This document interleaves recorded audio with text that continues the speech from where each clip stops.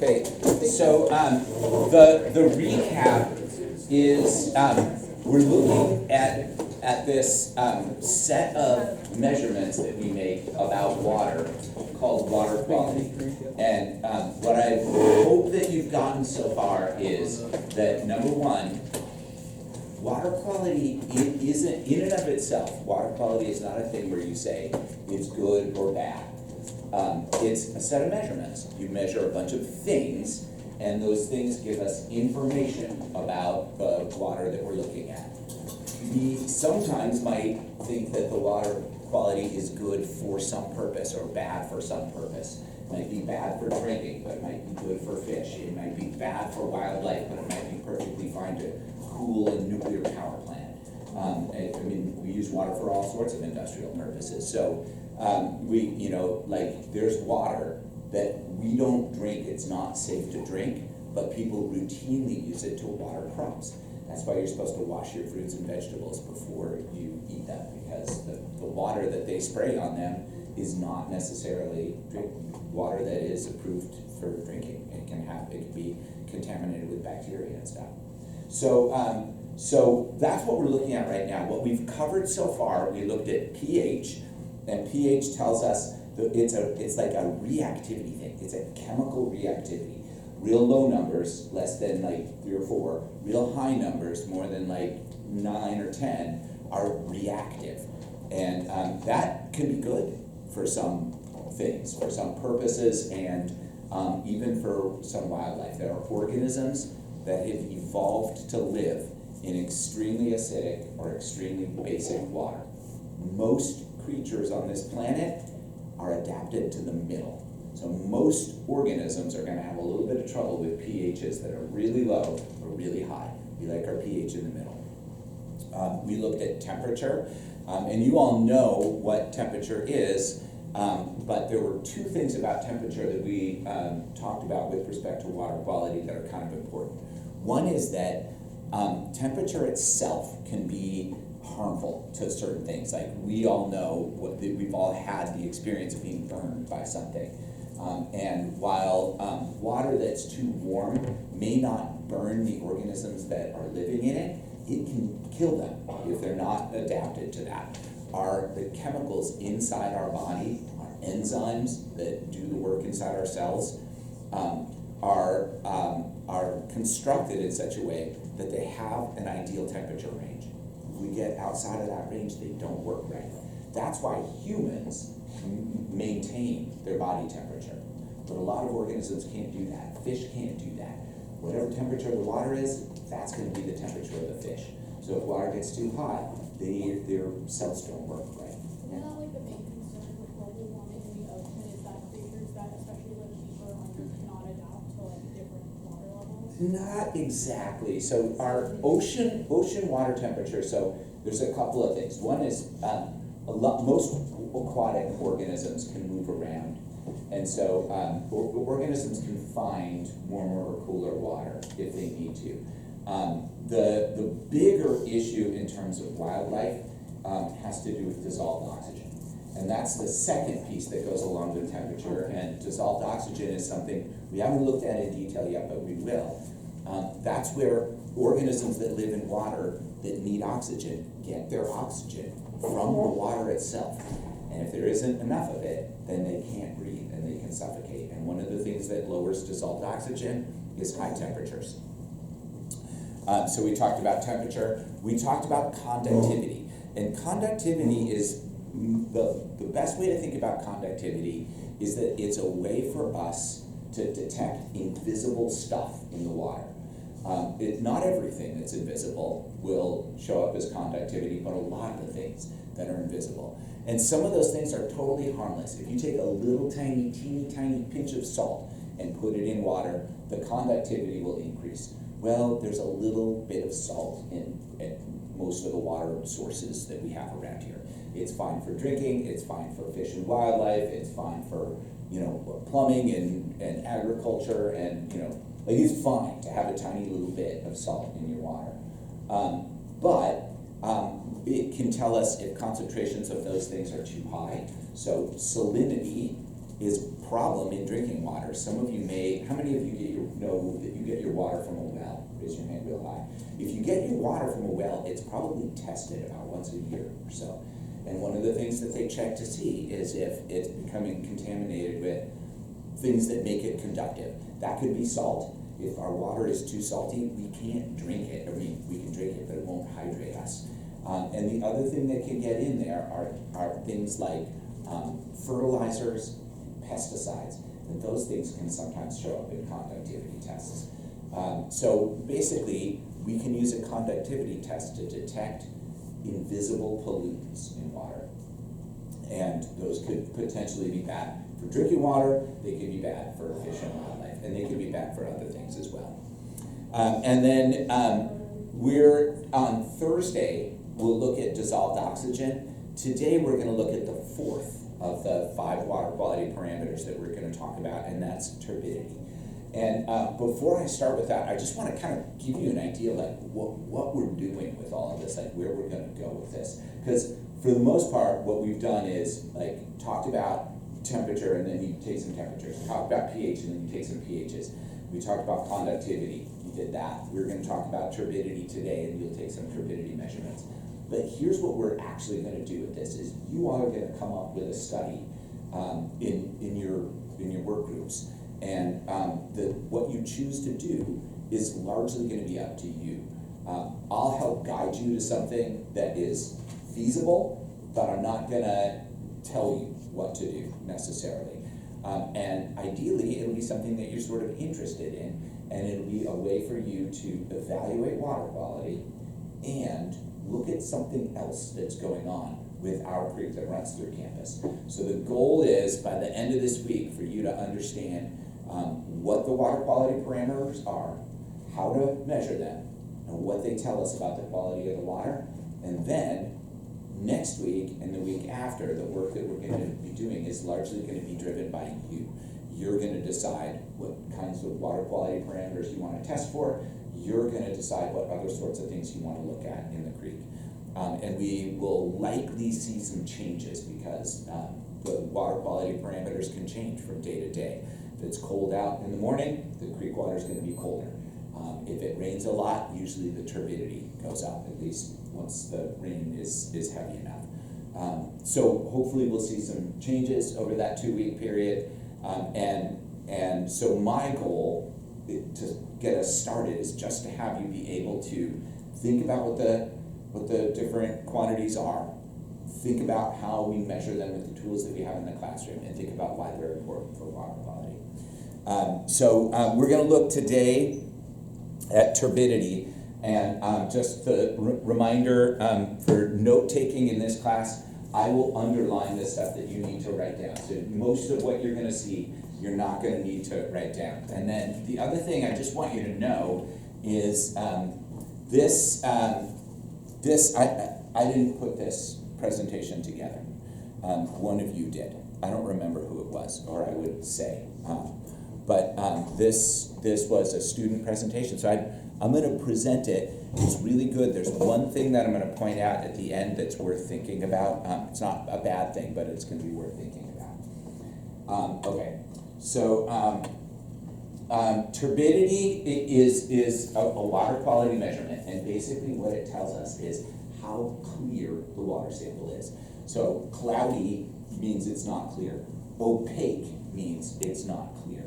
And what causes water to not be clear is stuff in it, like visible particles of stuff. So these water samples, these are just like drawings, but you can see like they get darker and darker and darker and darker. This presumably is like sand or silt or clay. Just like when we did our soil settling work, we shook up those jars with the soil in it and you couldn't see through it. That's what turbidity is. So turbidity measures how cloudy water is, okay? And what makes things turbid is suspended particles in the water. So think about conductivity. Conductivity allows us to measure invisible things.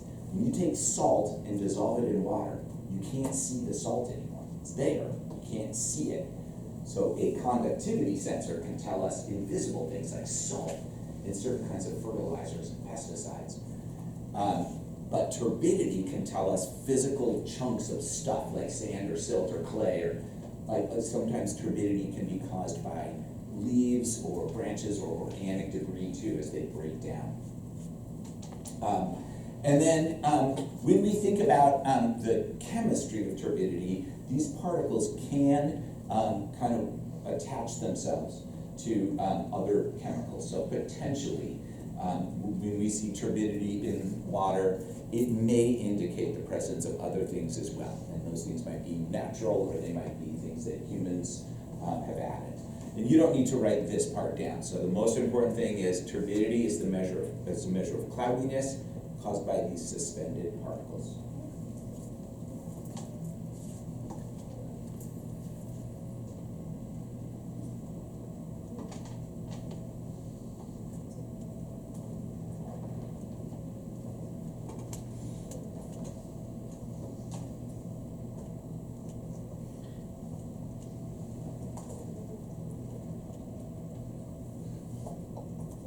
Okay. You good, Kennedy? All right, next is how we make the measurements, and there's a bunch of different ways to measure turbidity. One of the things that sometimes people do is they lower something into water, so like you can lower it in the ocean or a lake or a river, and basically you measure how far down it goes before you can't see it anymore. We have some of those, but they're kind of hard to use in our creek because our creek isn't very deep. And so there's other ways that you can go about using those. You can like collect water and fill up a great big tube, but it gets a little difficult, like it's impractical. And so now we actually have sensors that can do this electronically, and that's what we're going to use. So we're going to measure them. This is a turbidimeter, but we are just going to call them turbidity sensors. They mean the same thing, so turbidity sensor. And the way that they work is really cool. I'll show you the one that we have. You're going to be using this today. The way that they work is there's a light source in here. And then there's a sensor that's at an angle to that light source. And basically what happens is if you put a liquid in there that has some particles in it, then as the light is shined into the liquid, some of it will reflect off the particles into the sensor. And the more reflections there are, the more particles there are. So it uses, basically is like turning a corner to determine the degree to which there are suspended particles in the water. And they work really well. They're really, for our purposes, they're really accurate. What the measurement unit that we use is something called an NTU, a nephelometric turbidity unit. You don't need to know what that is. You don't need to know the long name, but NTU is what we'll be writing down after our numbers. And the higher it is, the cloudier it is. And this is, I would say, this isn't quite accurate. This says greater than 10 NTU is murky or cloudy, but that's not really accurate. You can get turbidities of 50, 60 that still look pretty darn clear. When you get up to 100, you'll start to notice that it looks a little cloudy. This bottle has 100 in it, and you can see it's not like totally dark with stuff, but you can see it's like it looks like it's sort of shaded in there. And this is 100. When it rains a lot, turbidity can get way higher than that. These turbidity sensors have a limit to the turbidity that they can measure. If it just absolutely pours rain over the next couple of weeks, then by the end of by right before winter break, our turbidities are going to be maxing out the sensors. They'll be, I think it's like 780 or something like that, and that's the most they can measure. Yeah. What do you think has the clearest? 0. Yeah, that's the lowest it can get is 0. Is there like any natural area that can have Yeah, there are lakes that are naturally just absolutely crystal clear. Crater Lake is one. Has anybody ever been to Crater Lake? It's one of the clearest lakes in the world, actually. And then there's some other ones. There are some lakes that are so clear you can't even tell there's water in them. Like if you're in a boat and you're looking straight down, like you can't tell that there's water there.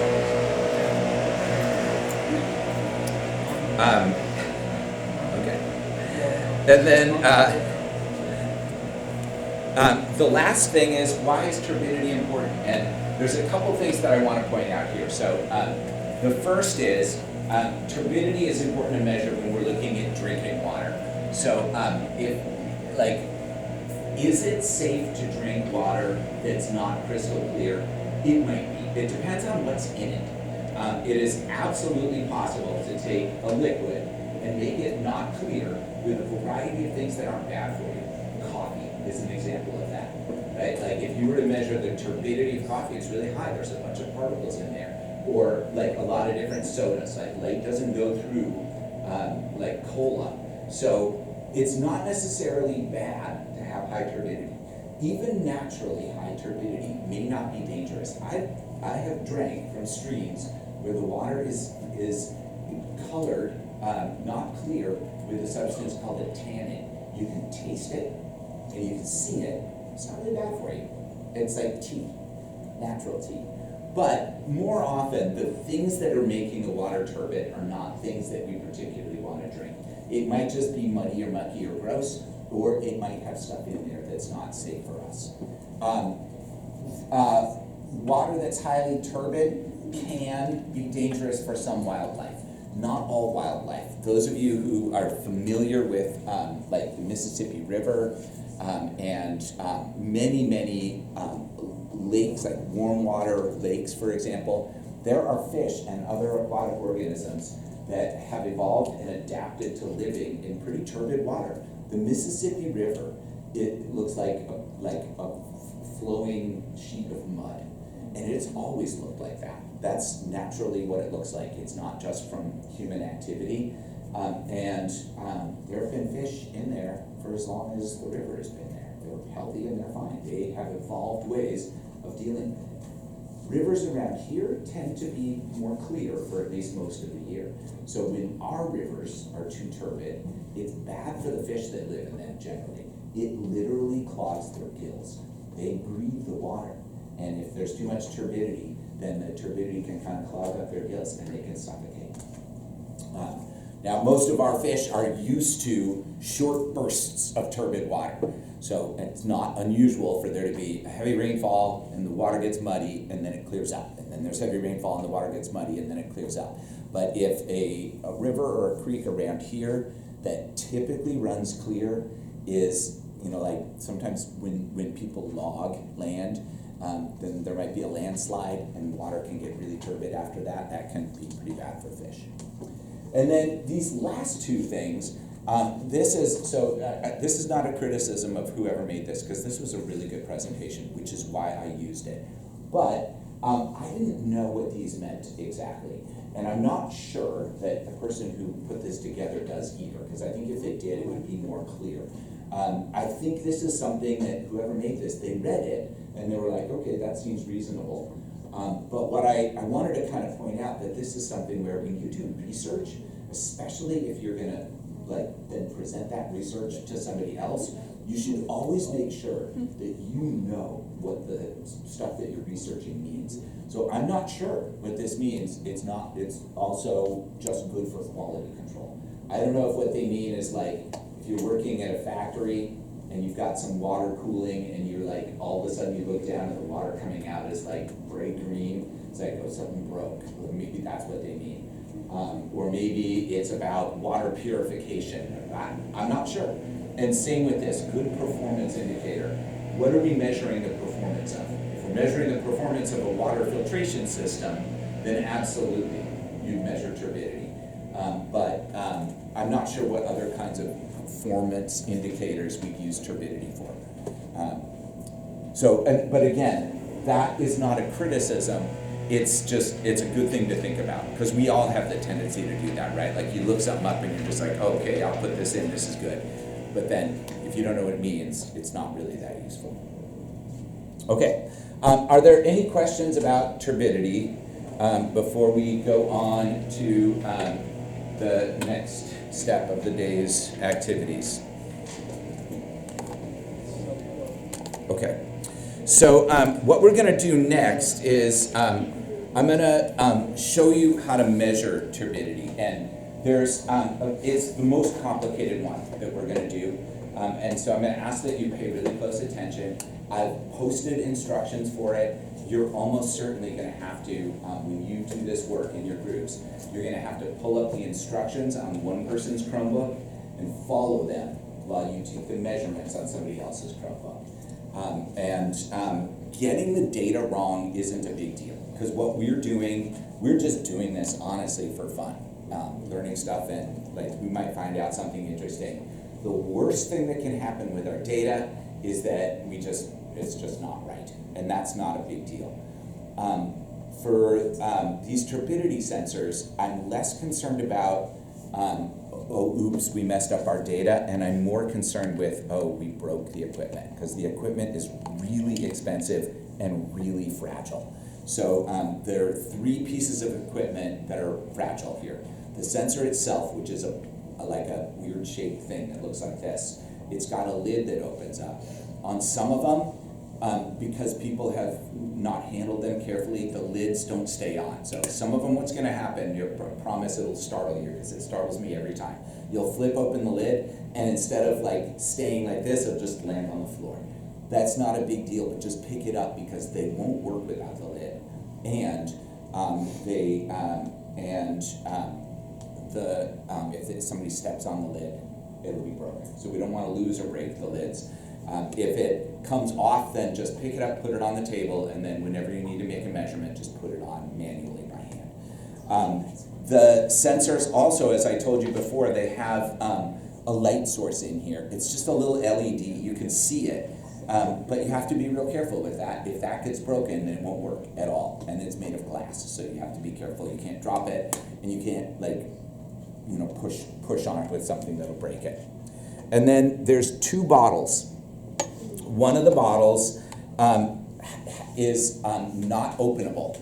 It's sealed. It has a small cap on it. That's this one right here. And it's filled with a cloudy liquid. This has been pre-measured to be 100 NTU. So we know what the turbidity of this is. We don't open it, we don't empty it, we never do anything with this except just put it into our sensor. And since we know it's 100, then we can use this to do something called calibration. We're going to tell the sensor, hey, this is 100, and then it will be able to measure other things because of that. This bottle is made of glass. It is really fragile. If you drop it, it's going to break, and they're really expensive, and we only have a few of them. You'll see, we only have 4 right now. And then the other bottles are also expensive and breakable. They have a cap that's bigger, and the cap can be removed. These are the sample bottles. So these are the ones that when we start testing, we'll fill these up with water that we want to test. They're both really fragile. So what I'm going to ask that you do is whenever they're not in your hand or in the turbidity sensor, I want you to put them by the metal things in the center of the tables that say air and gas on them. Because they're least likely to get knocked onto the floor if they're there. If you put them down at the edge of a table, then there's a really good chance that, if you just put it down here like this, and then you pick up your turbidity sensor, and you just happen to grab onto the bottle with the cord, and then it lands on the ground. Or if you have one of the turbidity sensors where the lid comes off, you open the lid, and the lid goes flying off and hits the little bottle, and the bottle goes on the floor. When I have these up here, I put them as far away from me as possible and right next to something kind of sturdy, so they're not super likely to get knocked over. The process of setting up and using the turbidity sensors is relatively complicated, so I'm going to walk you through that. The first thing is that in today's module, there's a link to the instructions. So this is what the instructions look like. I'm gonna walk you through the instructions, just like kind of give you an overview, and then I'm gonna follow the instructions. I'm not gonna flip back and forth because I can't show you both at once. But I just want you to get a feel for what's going on. So the first thing we're gonna do is we're gonna load software, the same software we used for the other sensors. And then the connections, which are pretty straightforward. There's a one thing that I didn't show you called a Go link. That's this little connection right here. This end goes into your Chromebook, and this end will connect to the turbidity sensor. And then from the program, you have to tell it to check the Go link, and I'll show you how to do that. There's a bunch of hoops to jump through. It's real quick, but there's like 5 steps that you have to do to get there. And then we're gonna calibrate it. And when we calibrate it, we're gonna do 2 things. The first is we're gonna tell it, hey, this right here, this is what 100 looks like. And then we're gonna do that again with the sample bottle filled with tap water, just clear tap water. This says distilled water, but we don't need to use distilled water. Tap water is fine. And we're gonna tell it this is 0. So then the sensor will know what 0 and 100 is, and it'll be able to figure everything else out. And then once we've done that, we're gonna test. And before we test any other liquids, before we test any like water that we collected from the creek or anything, we're first gonna just make sure that the 0 and the 100 work as expected. And if that all plays out the way that we want, then we can take this sample bottle, we'll dump out the water that we put in there for calibration, and we'll fill it with some other water that we want to test. We don't know the turbidity of it, okay? This process of calibration takes a long time, and you have to do it a few times when you first set up the sensor, because as it physically warms up, it changes. After about 15 minutes or so, you won't need to do this anymore. So what I usually do is calibrate before the first few measurements that I take, and then I just put the 100 in. And if it still shows close to 100, then I know I'm good. Our measurements aren't going to be perfect, but ideally they'll be within 10 to 20% of the actual values. All right? So I'm going to walk you through this process. It's all right here. I'm going to walk you through it so that you have a visual for all this stuff as well. All right, so I'm going to start by loading the program, and then the next thing I'm going to do is I'm going to hook everything up. So I'm going to take this piece right here and connect it to the turbidity sensor like this, and then I'm going to plug that into my Chromebook. And then the next thing I'm going to do is the whole hoop jumping thing. So it's all set up, but we have to tell your Chromebook, oh, here's what we're using. So we'll click here where it says sensor data collection, and then we're going to click here because we hooked it up with a USB cable. And then we hooked it up with this device, which is called a Go link. So we're going to click here where it says Go link. Then we have to click up here where it says Go link again. And then we have to click here to tell it to connect. And then we have to click here to tell it that we're all done. And that is a ridiculous number of steps to get to the point where you can actually collect data, but that's just what we have to do. So unfortunately, that's where we're going.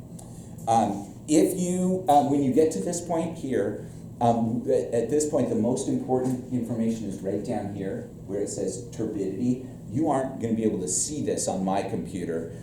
So if you want, on yours, you can do the same thing that I'm about to do. You can click here on this little gridded box and then turn on the meters option. So now it's telling me the turbidity here, but that's not required. You can see the same number is down here. It's just too small for you all to see right now. So before I use this, I have to calibrate it.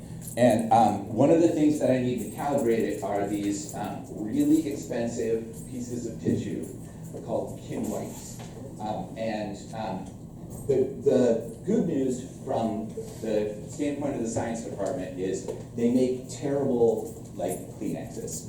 So don't be tempted. They're not soft. They're not comfortable, but they're really expensive. And what they're designed to do is clean stuff without scratching or putting lint all over it. They're like lint free. So we're going to use these to wipe off our bottles and to clean off the inside of the sensor. Every time we take a measurement, we do the same thing. We open this up, we take our Kim wipe, kind of wad it up like this. Don't put your hand in there. Just put the Kim wipe in there and then kind of spin this around a little bit to clean off the sensor, the light source, and get any water out. And then, when you're going to put a bottle in, you wipe the outside of the bottle to make sure that there's no fingerprints or grease or dust or dirt or water. When we calibrate, it doesn't matter which one you start with, but I always just start with the 100. And if you look at these little bottles, there's an arrow on them, and there's an arrow on the inside of the sensor. So you line those up, and then close the lid. And you can see this one's already calibrated, because look, it's pretty close to 100, but I'm going to walk you through the process anyway. To calibrate it, you click down here where it says Turbidity, and then there's a button that says Calibrate, and you click that. And then the first value, I put the 100 in there. So I'm going to say 100, and then click Keep. And then I'm going to put my other bottle in. My other bottle just has tap water in it. It can't be empty. It won't work if it's empty. And I can use the same Kim wipe unless it gets really wet or really dirty. So I can clean this off. I'm going to do just a quick sweep of the inside. Now I put my 0 in, and this has an arrow on it as well. So I'll line up those arrows again, close the lid, and then I'm going to tell the program that I just put a 0 in there. And then I click Apply, and now it's calibrated. And what you're going to see is, especially for the first 10 or 15 minutes that you're using these, they'll start to get off pretty quickly. And so you'll need to go through that calibration process before every measurement for like the first 10 or 15 minutes. Yeah? Every time that we go to like measure a sample, do you want us to wipe it down like every time? Yeah, every time you open the thing, just do the quick cleanup. But I'm going to just check. So I put the one that's in there now should be 0. It's not 0, but it's really close. 0.2 is like basically 0. So that looks pretty good to me. Now I'm going to put the 100 in. It's probably not going to be exactly 100, but it'll be close.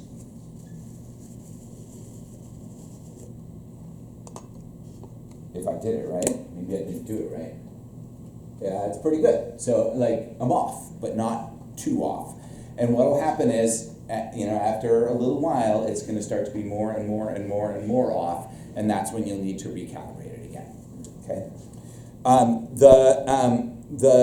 I've kind of set aside some stuff